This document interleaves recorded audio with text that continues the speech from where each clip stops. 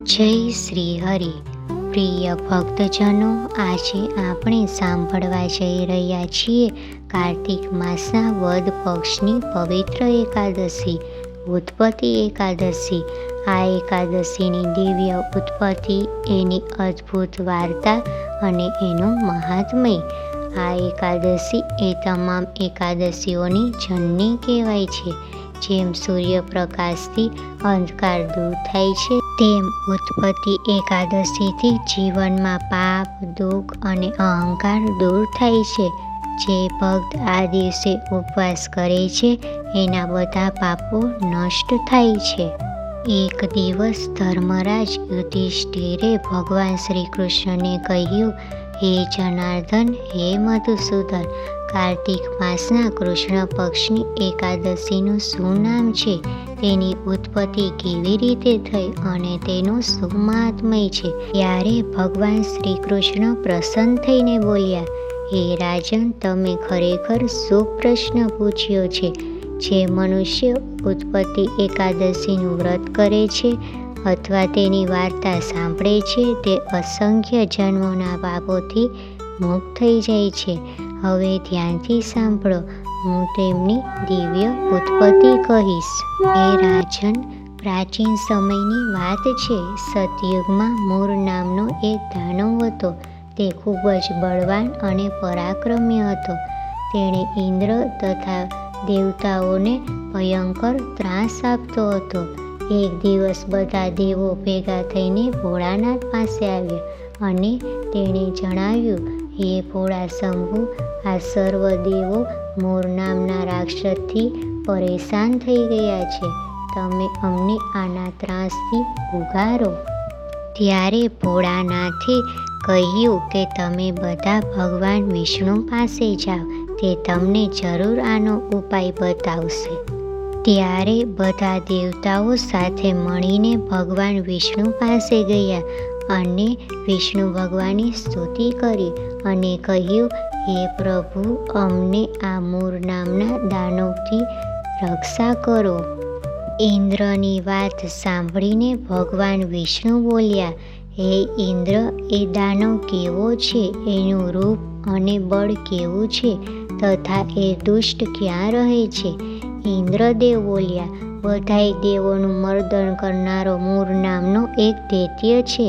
તે ચંદ્રાવતી નગરીમાં રહે છે.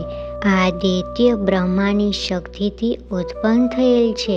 ત્યારે આવી ઇન્દ્રદેવની વાણી સાંભળી ભગવાન વિષ્ણુ ક્રોધે ભરાયા અને કહ્યું, હું આ દૈત્યનો અવશ્ય નાશ કરીશ. ભગવાન વિષ્ણુ અને મૂર નામના દાનવ વચ્ચે હજારો વર્ષો સુધી યુદ્ધ ચાલ્યું.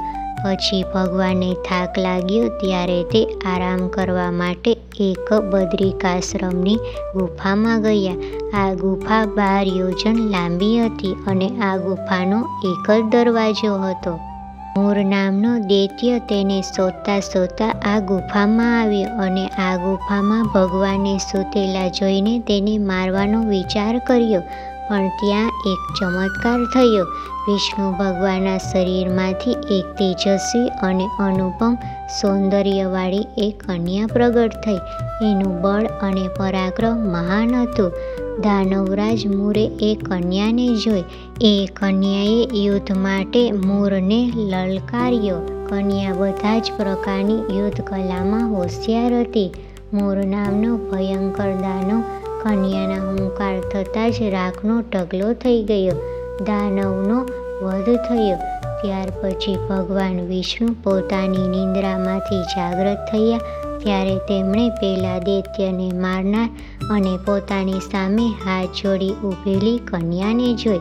એ જોઈ ભગવાન બોલ્યા, આ ભયંકર રાક્ષસને કોણે માર્યો? ત્યારે જવાબમાં તે કન્યા બોલી, હે ભગવાન, આપના અંશથી ઉત્પન્ન થયેલી એવી હું, તેણે આ રાક્ષસનો અંત આણ્યો. હે પ્રભુ, આપ જ્યારે સૂતા હતા ત્યારે તે દૈત્ય આપનો નાશ કરવા વિચારતો હતો. એ રાક્ષસ દેવોને દુઃખ દેનારો હોવાથી મેં એનો નાશ કર્યો. ત્યારે કન્યાના શબ્દો સાંભળી ભગવાન વિષ્ણુ બોલ્યા, હે દેવી, તમે એ રાક્ષસનો નાશ કરી બધા પર ઉપકાર કર્યો છે. અને જગતને આનંદ કરાવ્યો છે. હું તમારા પ્રસન્ન થયો છે, તો તમે મારી પાસે કંઈક માગો. ત્યારે તે કન્યા બોલી, હે ભગવાન, જો આપ મારા પર પ્રસન્ન થયા હો તો મને એવું વરદાન આપો કે ઉપવાસ કરનારને ગમે તેવા ભયંકર પાપમાંથી મુક્ત કરી શકું. એક વખત ખાઈ રહેનારને તેનું અડધું ફળ મળે અને જીતેન્દ્રિય થઈ મારું વ્રત કરે તે અનેક વર્ષો સુધી વૈકુંઠ સ્થાનને પ્રાપ્ત કરે. તથાસ્તુ. ભગવાને કહ્યું, તમે જે માગ્યું તે તમને અવશ્ય મળશે. આ ત્રિલોકમાં જે કોઈ મારા ભક્ત છે તે તમારા ભક્તો થશે. તેમજ તમારું નામ ઉત્પત્તિ એકાદશી કહેવાશે. જે કોઈ ભાવ ભક્તિથી પવિત્ર એવી આ એકાદશીનું કથા મહાત્મ્ય સાંભળશે તેને કરોડો વર્ષ સુધી વિષ્ણુલોકમાં વાસ પામશે. હવે આપણે જાણીશું કે આ દિવસે શું કરવું જોઈએ.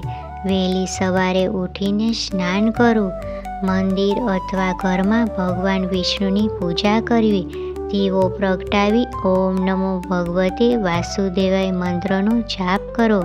આખો દિવસ ઉપવાસ રાખો. સાંજે આરતી કરવી અને ભક્તિ ગીતો ગાવા. દ્વાદશીના દિવસે બ્રાહ્મણને દાન આપવું અને પોતે અન્ન ગ્રહણ કરવું. આ દિવસે રાગ, દ્વેષ, ક્રોધ, નિંદા અને અસત્યથી દૂર રહેવું. મનમાં શુદ્ધતા અને હરિનામનો જપ જ મુખ્ય ઉપવાસ છે. પ્રિય ભક્તજનો, ઉત્પત્તિ એકાદશી એ માત્ર ઉપવાસનો દિવસ નથી, એ આપણા આત્માને પાપ અને દુઃખના અંધકારમાંથી પ્રકાશ તરફ લેનાર છે. આ દિવસે ભક્તિપૂર્વક ઉપવાસ અને જાગરણ કરવાથી મન શુદ્ધ થાય છે, આત્મા શાંત થાય છે અને જીવનમાં આનંદ અને સમૃદ્ધિ આવે છે. ભગવાન વિષ્ણુ અને દેવી એકાદશી બંનેનો આશીર્વાદ મળે છે. અંતે સૌ સાથે બોલો જય શ્રી હરિ. અને આવા દિવ્ય વિડીયો માટે લાઈક કરો, શેર કરો અને સબસ્ક્રાઈબ કરવાનું ભૂલશો નહીં.